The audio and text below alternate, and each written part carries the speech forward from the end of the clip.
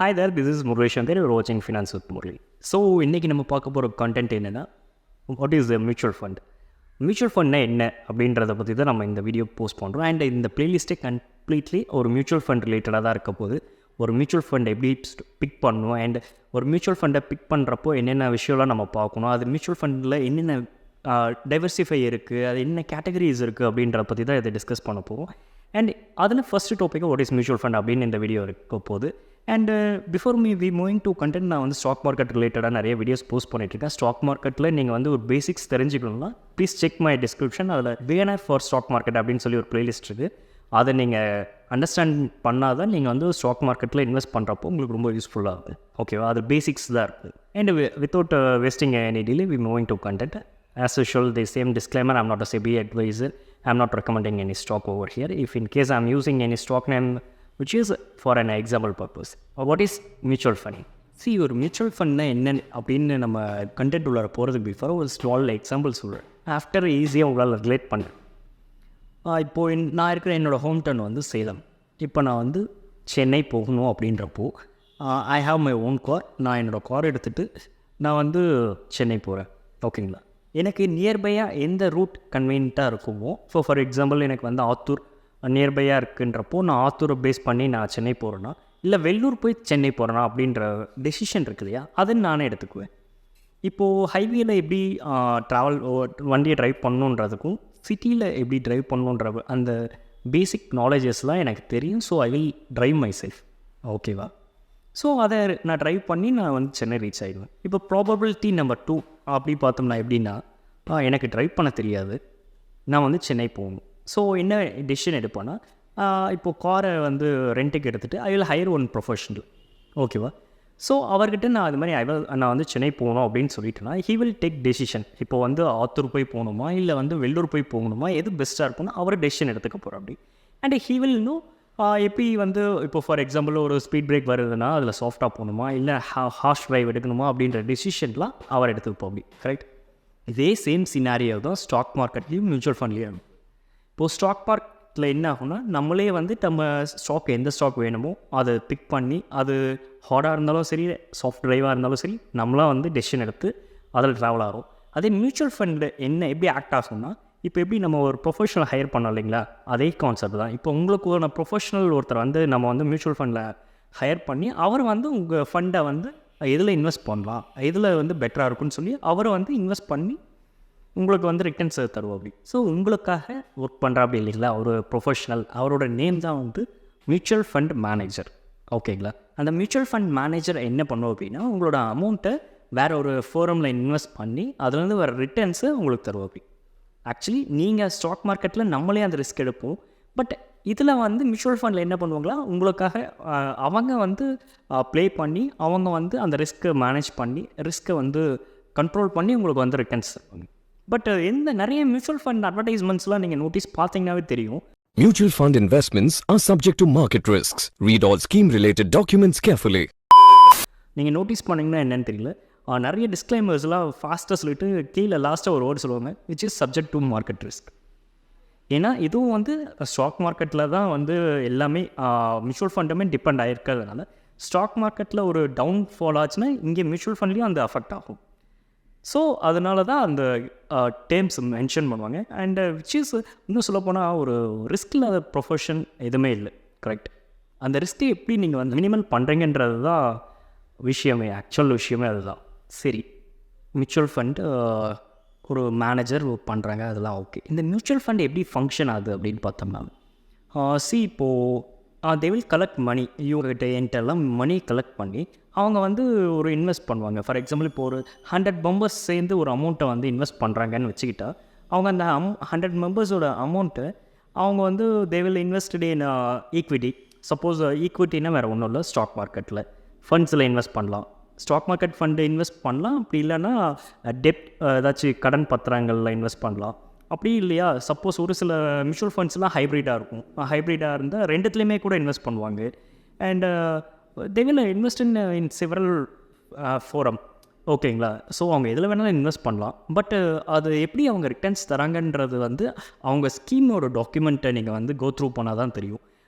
இப்போது for example ஒரு சில இப்போது ஒரு மியூச்சுவல் ஃபண்டில் நான் இன்வெஸ்ட் பண்ணுறேன்னு வச்சுக்கோங்க. இப்போ நான் இன்வெஸ்ட் பண்ணும்போது அவங்க வந்து ஒரு லிஸ்ட் ஆஃப் கேட்டகரிஸில் இப்போ ஃபார் எக்ஸாம்பிள் நான் ஒரு இண்டெக்ஸ் ஃபாலோ பண்ணுற மியூச்சுவல் ஃபண்டில் நான் இன்வெஸ்ட் பண்ணுறேன்னு வச்சுக்கிட்டா அவங்க வந்து என்ன பண்ணுவாங்கன்னா, இப்போது ஒரு 50 ஸ்டாக்ஸில் அவங்க வந்து இன்வெஸ்ட் பண்ணியிருப்பாங்க. இப்போது அதை வந்து அவங்க ரிவைஸும் பண்ணுவாங்க. ஃபார் எக்ஸாம்பிள் எப்படின்னா, இப்போ ஒரு நெக்ஸ்ட்டு 1 மந்தில் இல்லை இது வந்து இதில் ஒரு சில ஸ்டாக்ஸ் வந்து பர்ஃபார்மன்ஸ் சரியில்லை அப்படின்றப்போ அவங்க அந்த ஸ்டாக்ஸ் எல்லாம் ரிமூவ் பண்ணிவிட்டு வேறு ஸ்டாக்கில் கூட இன்வெஸ்ட் பண்ணலாம். ஸோ இது மாதிரி சினாரியாவும் நடக்கும். அவங்க என்ன பண்ணுவாங்கன்னா, they will find the proper way to returns தரத்துக்கு என்னென்ன பாசிபிலிட்டிஸ் இருக்கோ அது எல்லாமே அவங்க பண்ணுவாங்க. ஓகேங்களா? சிம்பிளாக சொல்லணுன்னா, மணியை கலெக்ட் பண்ணி அந்த மணியை வேறு ஒரு ஃபோரமில் இன்வெஸ்ட் பண்ணி, அது எந்த ஃபோரமாக வேணாலும் இருக்கலாம், அதில் இன்வெஸ்ட் பண்ணி அதில் வர ரிட்டர்ன்ஸு நமக்கு இன்வெஸ்ட் பண்ண இன்வெஸ்டர்ஸுக்கு செப்பரேட் பண்ணி தருவாங்க. ஒரு 100 மெம்பர்ஸ்கிட்ட இருந்து கலெக்ட் பண்ணாங்கன்னு, ஸோ அந்த 100 மெம்பர்ஸ்க்கும் அவங்க ஸ்ப்ளிட் பண்ணி தருவாங்க வர ரிட்டர்ன்ஸு. இதுதான் நடக்குது மியூச்சுவல் ஃபண்ட். ஓகே, மியூச்சுவல் ஃபண்டோட பாசிட்டிவ் சைன் அப்படின்னு பார்த்தோம்னா, இப்போது நிறைய ஃபண்டை வந்து ஆக்சுவலி அவங்க டைவர்சிஃபை பண்ணி தான் இன்வெஸ்ட் பண்ணுறாங்க. ஸோ அது ஒரு பெரிய பாசிட்டிவாக அதை நம்ம பார்க்கணும். ஏன்னா இப்போது நம்ம ஒரு ஸ்டாக் மார்க்கெட்டில் ஒரு ஸ்டாக்கை நம்ம வந்து ஃபாலோ பண்ணுறப்போ என்ன ஆகும்னா, நம்ம வந்து மேஜர் ஆஃப் அமௌண்ட்டை வந்து ஒரே சிங்கிள் ஸ்டாக்கில் இன்வெஸ்ட் பண்ணி சப்போஸ் அது நெகட்டிவாக போகும்போது அது இட்ஸ் பீன் ஒரு பெரிய அடியாக இருக்கும். ஓகேங்களா? அதே இப்போது டைவர்சிஃபை பண்ணி மியூச்சுவல் ஃபண்ட் மாதிரி ஒரு ஃபோரம் பண்ணுறப்போ என்ன ஆகும்னா, உங்களுக்கு வந்து பெரிய இம்பேக்ட் இருக்காது. ஸோ ஒரு ஃபோரமில் ஒரு ஸ்டாக்கு நெகட்டிவாக போனாலுமே மற்ற ஸ்டாக்ஸ்லாம் நல்லா பர்ஃபார்மிங் குட்டாக இருக்கும். ஸோ அதனால் பெரிய இம்பேக்ட் இருக்காது. அண்ட் செகண்ட் திங் என்னென்னா, இப்போது ஒரு இன்வெஸ்ட்மெண்ட் பண்ணுறப்போ அதுலேருந்து கெயின் வரும், அப்படி இல்லைன்னா டிவிடெண்ட் வரும், அப்படி இல்லைன்னா க்ரோத் இருக்கும். கரெக்ட்? ஸோ ஃபண்ட் வந்து ஸ்டாக்கோட வேல்யூஸ் க்ரோத் ஆகும். ஸோ இந்த 3 பாயிண்ட்டில் இருந்தும் ஏதோ ஒரு பாயிண்டில் நமக்கு வந்து ரிட்டர்ன்ஸ் வந்துடும். ஸோ ரிஸ்க்கை வந்து ரொம்ப மினிமலாக கண்ட்ரோல் பண்ணுறாங்க மியூச்சுவல் ஃபண்ட். நம்ம ஆல்ரெடி டிஸ்கஸ் பண்ணோம் இல்லைங்களா, ஒரு 100 மெம்பர்ஸோட ஃபண்டை வந்து கலெக்ட் பண்ணி அதை வந்து இன்வெஸ்ட் பண்ணுறாங்கன்னு. ஸோ இப்போ அவங்க வந்து மியூச்சுவல் ஃபண்ட் வந்து இன்வெஸ்ட் இன் வேரியஸ் ஃபோரமில் பண்ணி அதுலேருந்து வர ரிட்டர்ன்ஸை இப்போ நம்ம 100 மெம்பர்ஸ்க்கும் ஸ்ப்ளிட் பண்ணி தருவாங்களான்னா, எஸ் தருவாங்க. பட் ஆனால் அதுக்கான சார்ஜஸ் போடுவாங்க. பிகாஸ் அவங்க ஒன்றும் சோஷியல் சர்வீஸ் பண்ணல. கரெக்ட்? ஸோ அதுக்கான ஃபீ அவங்க எடுப்பாங்க. அந்த ஃபீயை தான் அவங்க என்ன சொல்கிறாங்கன்னா, மேனேஜ்மெண்ட் எக்ஸ்பென்சஸ்ன்னு சொல்லுவாங்க. அப்படி இல்லைன்னா எக்ஸ்பென்ஸ் ரேஷியோ அப்படின்னு சொல்லுவாங்க. ஓகேங்களா? எல்லா மியூச்சுவல் ஃபண்ட்ஸ்லேயுமே அது வந்து மென்ஷன் பண்ணியிருப்பாங்க. எக்ஸ்பென்சஸ் ரேஷியோ எவ்வளோ பெர்சன்டேஜ் இருக்கும் அப்படின்னு சொல்லிட்டு. ஒரு சில எக்ஸ்பென்ஸ் ரேஷியோ வந்து 1லேருந்தும் ஸ்டார்ட் ஆகும். பிலோ 1லேருந்து 0.16 ஸ்டார்ட் ஆகும். ஒரு சில எக்ஸ்பென்ஸ் ரேஷியோ வந்து 1ல் இருக்கும். ஒரு சில எக்ஸ்பென்ஸ் ரேஷியோ வந்து 3% to 4% வரைக்கும் கூட எக்ஸ்பென்ஸ் ரேஷியோஸ் எல்லாம் இருக்குது. ஸோ அந்த எக்ஸ்பென்ஸ் ரேஷியோ தான் அது எவ்வளோ சார்ஜஸ்ன்றது வந்து அலோகேட் பண்ணுறது. அண்ட் இப்போது இன்னொரு ஆடட் இன்ஃபர்மேஷன் என்னென்னா, எக்ஸ்பென்ஸ் ரேஷியோ வந்து நம்ம பார்த்து ஒரு ஃபண்டை வந்து டிசைட் பண்ணி நம்ம இன்வெஸ்ட் பண்ணுறப்போ அந்த எக்ஸ்பென்ஸ் ரேஷியோ வந்து அவங்க வந்து ஃப்யூச்சரில் சேஞ்ச் பண்ணுவாங்களா அப்படின்னு கேட்டால், எஸ் அஃப்கோர்ஸ் அவங்க ரிவைஸ் பண்ணுவாங்க. அது வந்து அந்த அசெட் மேனேஜ்மெண்ட் அவங்களோட அந்த கம்பெனியோட பாலிசிஸை பொறுத்து அவங்க வந்து சப்போஸ் எக்ஸ்பென்சஸ் வந்து ஹையராக இருக்குது அப்படின்னு சொல்லிட்டு ஃபீல் பண்ணால் கூட அவங்க வந்து எக்ஸ்பென்ஸ் ரேஷியோ வந்து மாடரேட் பண்ணுவாங்க, ரிவைஸ் பண்ணுறதுக்கு பாசிபிலிட்டிஸ் இருக்குது. ஸோ அதுவும் நம்ம வந்து ஆடட் இன்ஃபர்மேஷனாக தெரிஞ்சுக்கங்க. ஸோ இப்போ நான் சொன்னது அட்லீஸ்ட் ஓரளவுக்கு ஒரு மினிமலான அண்டர்ஸ்டாண்டிங் இருக்கும் அப்படின்னு நினைக்கிறேன். மியூச்சுவல் ஃபண்ட்னால் என்ன, அது எப்படி ஃபங்க்ஷன் ஆகுது, ஸோ மியூச்சுவல் ஃபண்டில் என்ன மாதிரி சார்ஜஸ் போடுவாங்க அப்படின்றது ஒரு மினிமலான அண்டர்ஸ்டாண்டிங் இருக்கும்னு நினைக்கிறேன். சரி, இப்போ நான் சொன்னதை லைவாக எக்ஸ்பீரியன்ஸ் பண்ணால் தான் உங்களால் ஈஸியாக கிராஸ் பண்ண முடியும். ஸோ அதனால் நான் உங்களுக்கு லைவாக ஒரு மியூச்சுவல் ஃபண்டை எக்ஸாம்பிளாக எடுத்து அது எப்படி ஃபங்க்ஷன் ஆகுது, அதில் எங்கே எக்ஸ்பென்ஸ் ரேஷியோ மென்ஷன் பண்ணியிருக்காங்க, அதை பற்றியான சின்ன ஒரு ஃபஸ்ட்டு பேசிக் ஸ்டெப் அப்படின்னு வச்சுக்கலாம். ஓகேங்களா? பார்க்கலாம். நிறைய ஸ்க்ரீனிங் வெப்சைட்ஸ் இருக்குது மியூச்சுவல் ஃபண்டை பற்றி டிஸ்கஸ் பண்ணேன். பட் அதில் நான் ரெகுலராக யூஸ் பண்ணுற one of my favourite website அப்படின்னு பார்த்தோம்னா money control. So money control இப்போ ஓப்பன் பண்ணியிருக்கேன் பாருங்கள். இதை பார்த்தீங்களா, நிறைய இப்போ மியூச்சுவல் ஃபண்டில் நான் ஆல்ரெடி செலக்ட் பண்ணி மியூச்சுவல் ஃபண்டோட கேட்டகரிஸ்க்கு வந்துட்டேன். இதில் பார்த்தீங்கன்னா நிறைய கேட்டகரிஸ் இருக்குது. அதில் ஃபார் எக்ஸாம்பிள் பாருங்கள், ஹைப்ரிட் ஃபண்டுன்னு இருக்குது. இப்போ நான் வந்து நிறைய ஃபண்ட்ஸ் இருக்குது, நான் அதில் ஹைப்ரிட் சூஸ் பண்ணிக்கலாம். ஓகேங்களா? இதில் நிறைய கேட்டகரிஸ் இருக்குது இல்லையா, நான் அந்த கேட்டகரிஸ்லாம் என்ன ஏதுன்றது ஃபர்தராக இந்த மியூச்சுவல் ஃபண்ட் சீரீஸில் கவர் பண்ணுறேன். நீங்கள் ஃபர்தராக ஏன்னா ஒரே ஷார்ட்டில் நம்ம சொன்னோம்னா அது அண்டர்ஸ்டாண்டிங் ஆகாது. அதை பற்றி எக்ஸ்பிளைன் பண்ணுறோம். ஒவ்வொரு கேட்டகரிஸ்னால் என்னென்ன கேட்டகரிஸ் ஆஃப் மியூச்சுவல் ஃபண்ட்ஸ் இருக்குது அப்படின்றதெல்லாம் பார்க்கலாம். நம்ம லைனாக நெக்ஸ்ட் அப்கமிங் வீடியோஸில் நம்ம பார்க்கலாம். ஓகேங்களா? ஸோ இப்போது வந்து இப்போ அக்ரெசிவ்னு இப்போ பார்த்தீங்கன்னா இதில் ஹைப்ரிட்டுக்கு நெக்ஸ்ட் ஆப்ஷன் பார்த்தீங்கன்னா இப்போது இதில் நிறைய மியூச்சுவல் ஃபண்ட் கேட்டகரிஸ் இருக்குது. அக்ரெசிவ் இருக்குது, கன்சர்வேட்டிவ் இருக்குது, மல்டி அசெட். ஸோ நிறைய சப்டிவிஷன்ஸ் இருக்குல்ல. I go with multi asset allocation. அது சும்மா ஜஸ்ட் ஒரு ரெஃபரன்ஸ்க்கு வசரம். ஸோ அதனால் நீங்கள் நான் சொன்னதுனால இந்த மல்டி அசெட்டை கிளிக் பண்ணி நீங்கள் அந்த ஃபண்டை இன்வெஸ்ட் பண்ணணுன்னு மீன் கிடையாது. ஓகேங்களா, ஜஸ்ட் ஒரு எக்ஸாம்பிளுக்கோசரம் நான் வரேன் இப்போது. சரி, இப்போ பாருங்கள், ஹெட்டரில் நிறைய கேட்டகரிஸ் இருக்குது. எஸ்பெஷலாக அதில் நீங்கள் பார்த்தீங்கன்னா தெரியும், டைரக்ட் பிளான், ரெகுலர் பிளான் அப்படின்னு இருக்கு இல்லையா. இந்த 2 பிளான்ஸை பற்றியுமே நான் ரொம்ப இன் டீட்டெயில்டாக ஒரு வீடியோ நான் போஸ்ட் பண்ணுறேன். பிகாஸ் அது ரெண்டுத்துக்குமே நிறைய டிஃப்ரென்ஷியேட் இருக்குது. எந்த பேட்டர்ன் நிறைய இன்டெப்த் விஷயங்கள் நிறையா இருக்குது. நான் அதை பற்றி அப்கமிங் வீடியோஸில் நான் கவர் பண்ணுறேன். அதெல்லாம் தெரிஞ்சால் தான் நம்ம வந்து மியூச்சுவல் ஃபண்டு உள்ளார இன்வெஸ்ட் பண்ண போகும். ஓகேங்களா, இப்போது ஃபார் எக்ஸாம்பிள் நான் வந்து இந்த ரெண்டுத்தையுமே நான் சூஸ் பண்ணிடுறேன். ஓகேங்களா, நான் இப்போ ரெண்டுமே சூஸ் பண்ணியாச்சு. இப்போது அந்த ஏயுஎம் அப்படின்னு இருக்கு இல்லையா, இந்த ஃபஸ்ட்டு இங்கே பாருங்கள், இந்த இடத்துல நோட்டீஸ் பண்ணியிருக்கேன், இந்த இடத்துல ஹைலைட் பண்ணியிருக்கேன் பாருங்கள்.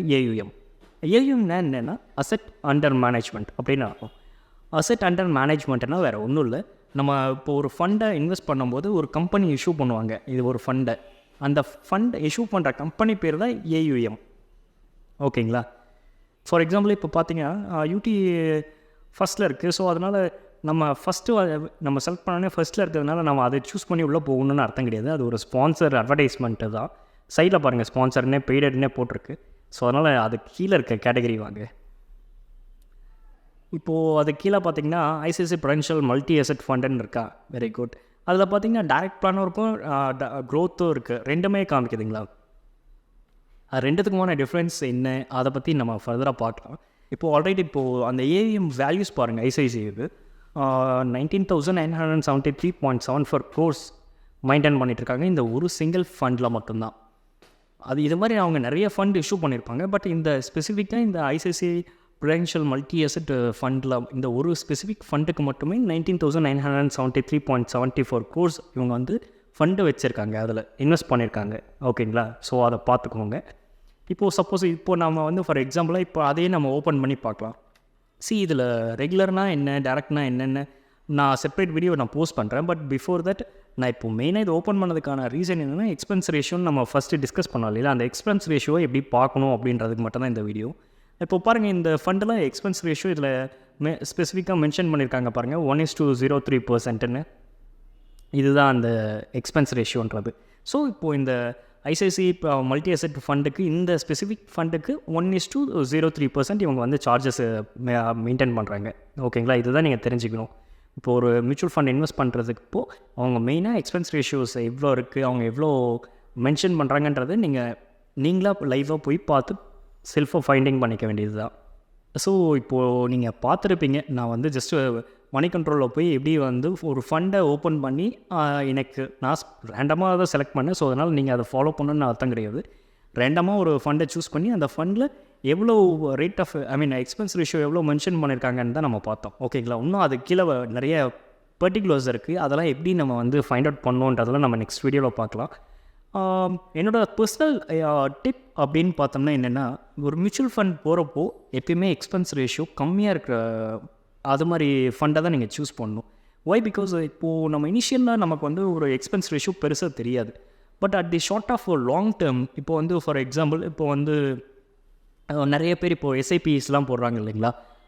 ஆக்சுவலாக நான் அதை மறந்துட்டேன். எஸ்ஐபின்னா என்னென்னா வேறு ஒன்றும் இல்லை, அது ஒரு இன்வெஸ்ட்மெண்ட் பேட்டர்ன் தான் எஸ்ஐபின்றதே நிறைய பேர் என்ன நினச்சிட்ருக்காங்கன்னா, அது ஒரு ஃபண்ட் அப்படின்ற மாதிரிலாம் நினச்சிட்ருக்காங்க. என்கிட்ட கூட நிறைய பேர் கேட்டாங்க. Actually it's not kind of that. எஸ்ஐபின்றது ஒரு ஃபண்டை நம்ம இன்வெஸ்ட் பண்ணுற மெத்தட் தான் எஸ்ஐபி. இப்போ ஒரு சில பேர் லம்சமாக இன்வெஸ்ட் பண்ணுவாங்க, ஒரு சில பேர் மாதம் இன்வெஸ்ட் பண்ணுவாங்க. ஸோ அந்த மாதம் நம்ம இன்வெஸ்ட் பண்ணுறோம் இல்லைங்களா, அது மாதமாகவும் இருக்கலாம், வாரமாகவும் இருக்கலாம், விச் இஸ் வீக்லி ஒன்ஸ் கூட இன்வெஸ்ட் பண்ணிக்கலாம். அதோட அந்த இன்வெஸ்ட்மெண்ட்டிங் பேட்டர்னை தான் எஸ்ஐபி அப்படின்னு சொல்லுவாங்க, சிஸ்டமேட்டிக் இண்டெக்ட் அப்படின்னு சொல்லுவாங்க. ஓகேங்களா, ஸோ இந்த எஸ்ஐபியை வந்து இன்வெஸ்ட் பண்ணுறதுனால அட்வான்டேஜும் இருக்குது, எஸ்ஐபியில் டிஸ்அட்வான்டேஜும் இருக்குது. இதை பற்றிலாம் நான் ஃபுல்லாக கவர் பண்ணுறேன் நான் ஃபர்தர் வீடியோஸில். But back to content. இப்போது நான் என்ன மீன் பண்ண வரேன்னா, ஒரு இன்வெஸ்ட்மெண்ட் மியூச்சுவல் ஃபண்டில் பண்ணுறப்போ எக்ஸ்பென்ஸ் ரேஷியோ கம்மியாக இருந்தால் தான் நீங்கள் வந்து லாங் டைமாக இப்போ ஃபார் எக்ஸாம்பிள் மந்த்லி இன்வெஸ்ட் பண்ணுறப்போ உங்களுக்கு தெரியாது. அது இப்போ லம்சமாக ஒரு அமௌண்ட் மெச்சூர்ட் நீங்கள் வந்து நான் இப்போ வந்து ஓகே இந்த ஃபண்டை வந்து க்ளோஸ் பண்ணுறன்றப்போ எக்ஸ்பென்ஸ் ரேஷியோ அதிகமாக இருந்துச்சுன்னா நீங்கள் அந்த ஃபண்ட் ஹவுஸ்க்கு கொடுக்குற அமௌண்ட்டை ரொம்ப ஹையராக இருக்கும். ஸோ அதெல்லாம் ரொம்ப ரிஸ்கி. ஸோ அதனால் மோஸ்ட்லி எக்ஸ்பென்ஸ் ரேஷியோ கம்மியாக இருக்கிற ஃபண்டில் இன்வெஸ்ட் பண்ண பாருங்கள். ஓகேங்களா, See you on next video. Bye.